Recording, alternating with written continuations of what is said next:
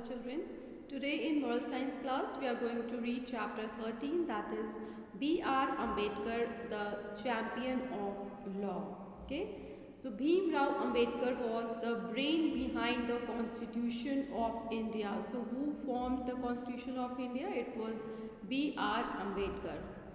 He was born on 14th April 1891 in Mhao, now officially known as Dr. Ambedkar Nagar in Madhya Pradesh. So he was born in Madhya Pradesh on 14th April 1891. He was the 14th child of his parents Ramji Maloji Sakpal and Bhima Bai. 9 of his brothers and sisters died in early childhood. So earlier there was practice of giving birth to many children. So he was the 14th child, imagine, and before his birth 9 of his siblings were already dead. His mother died when he was merely 6 years old. So in early childhood only his mother left him, she died.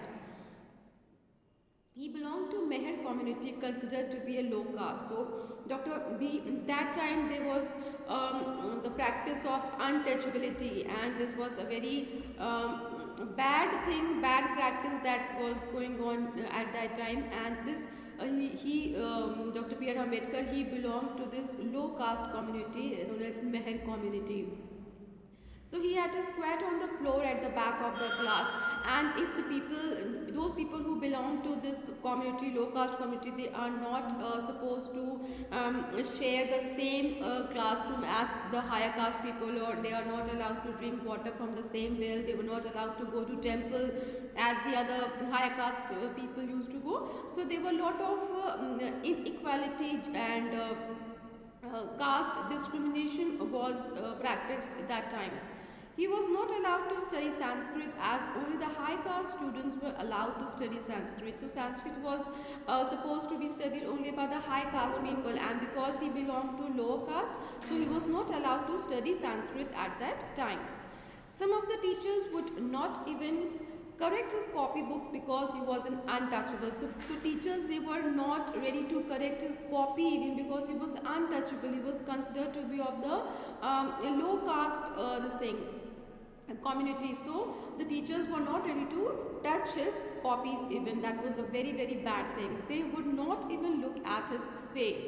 So the discrimination was up to that extent that forget about touching the copies, they were not ready to even look at his face. The following incident would give us an idea of untouchability in the society of early 20th century. So there's an incident is there which shows how much this practice was going on that time. Once Bhim Rao Ambedkar set out to visit his father working in another town. His elder brother was with him. The boys hired a bullock cart from the railway station.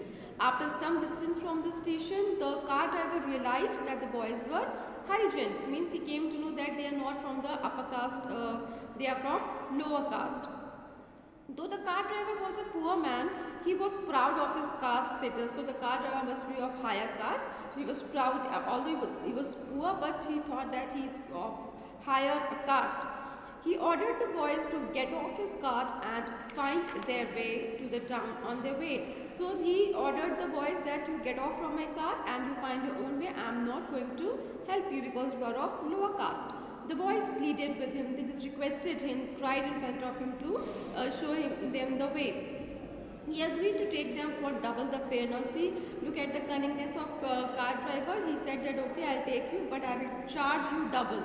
He would not sit in the cart with the boys. He walked by the side of the cart all the way, and that too, the boys were not allowed to sit on the cart. They were just walking by the side of the cart. Just imagine the heights of discrimination. The city of Bombay was more tolerant. So Bombay was a big city and such practice was there, but not to such extent. So Ambedkar went to Bombay to complete his matriculation. So he decided that he would go to Bombay to complete his 10th standard. His community organized a reception for the young Bhim Rao when he returned after passing matriculation. It was a great event for the community that one of their children could pass class 10. So it was a big achievement for the lower caste community that because they were not allowed to study, they were not allowed to go to class. So it was a big thing for them that one of their children has completed class 10. So when Ambedkar was coming to his hometown, they organized a reception party to welcome Bhimrao that he has completed his 10th standard. The Prince of Baroda granted Bhimrao Ambedkar a scholarship of rupees 25 per month. So Prince of Baroda, he decided that he will give 25 rupees per month. That was a good amount that time. This enabled him to study in a college in Bombay. So with this, because he was poor, so with that scholarship money, he decided that he will study higher classes in Bombay.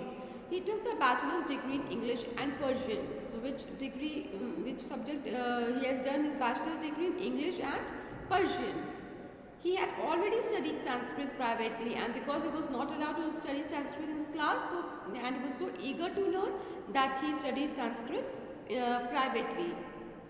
He joined the Baroda State Service and was appointed an officer. So he was such a clever, intelligent boy that he was appointed as an officer in Baroda State Service. Though he was an officer, even the peons insulted him because of his lower caste thing. Everyone used to insult him. Even the peons who were by post so lower to him, they also used to insult him because of his lower caste thing. Humiliated, he resigned his post within 15 days after joining the office. So he felt so insulted, so humiliated. Everybody is insulting him. Nobody is listening to his whatever work he is giving. He decided that he will resign. So he resigned it. However, the Prince of Baroda offered him a scholarship to study abroad on the condition that on return he would serve in his state. But Prince of Baroda was a nice person, and he said that okay, we don't want to continue, it's okay, but I give you more scholarship and you can go abroad for the higher studies, but on condition that you come to my state and you serve in the state only. After his studies in the United States of America, England, Ambedkar returned to India and served the Prince of Baroda as the military secretary. So he kept his promise. He studied abroad, and when he came back from America, he served the Prince of Baroda as his military secretary. His subordinate officers refused to obey him, but here also same caste problem was there. His subordinate, the junior officers would not listen to him. They would not obey his orders. He could not even get a house to live in the city, and it was so much that nobody was ready to give him to rent a house because of his low caste. A Parsi family rented him a room. The people insulted the family so much that he decided to leave the town. A Parsi family was there. They were not very much into this, the upper caste, lower caste thing. So they gave him the house in which he can live with his family. But there also, the people nearby, they insulted him so much that he had to leave that house also. And not only house, he had to leave the town even. Even with a higher qualification, no one offered him a job. He started a consultancy service of his own. No client patronized him. He obtained the post of a professor in a college, but his colleagues and students refused to talk to him. So he had suffered a lot. He has changed so many jobs, in such high qualification he had, but whatever job he goes into, the colleagues, the subordinates, they refused to obey his orders, and he joined college also as a lecturer. There also the colleagues and even the students did not listen to what he says. So he was very much frustrated. The Prince of Kolhapur offered Ambedkar a scholarship. Then after that he got a scholarship from the Prince of Kolhapur. He thus went to England for higher studies. Then he again went to abroad for higher studies. When he returned, he became a lawyer in the Bombay High Court. The other lawyers and judges harassed him. He had to leave that job too. Now, after coming from England, when he was a lawyer, he wanted to practice in the court of Bombay, High Court of Bombay. But there also the other lawyers and the judges as well, they thought that he is from lower caste, how can he stand equally with us? So they also used to harass him. So he had to leave that job also. Ambedkar decided to fight against untouchability. So he was so much fed up of this untouchability, lower caste thing, that he decided, now I will not do anything, I will just fight for this untouchability.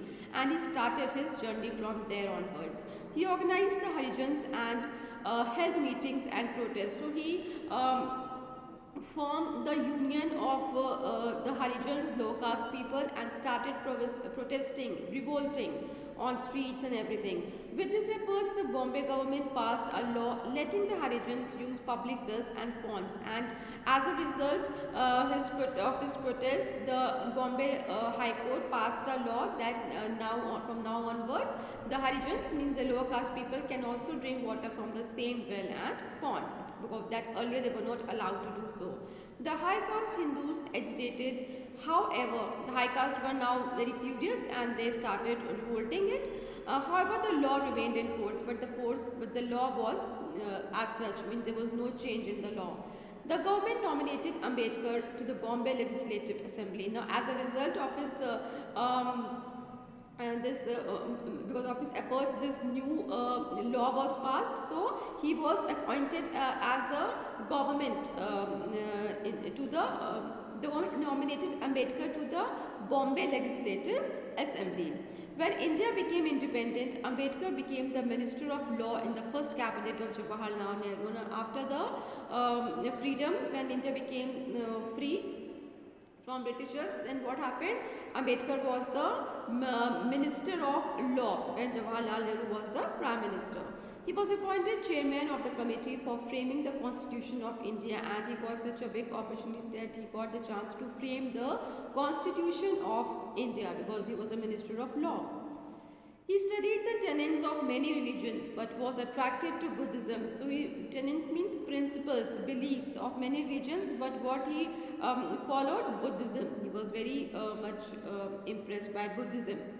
He and his followers organized a mass conversion at Nagpur on October 14, 1956.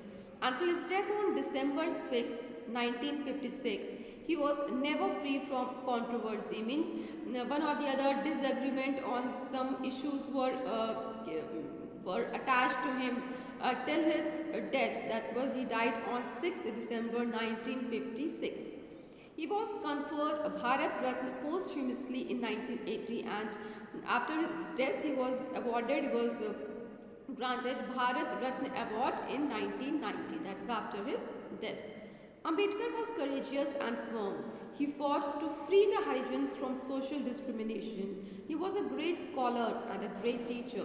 He used his learning for the betterment of society and nation. So it was means he had to face so much of the sufferings. He had faced so much of discrimination with himself, and that's all brought him to fight against this discrimination, and he fought to free the Harijans from all this social discrimination. And he has got so much higher degrees. He was a great scholar, he was a great learner, and he always utilized his learning for the betterment of the society. So children, this is all about Dr. B.R. Ambedkar.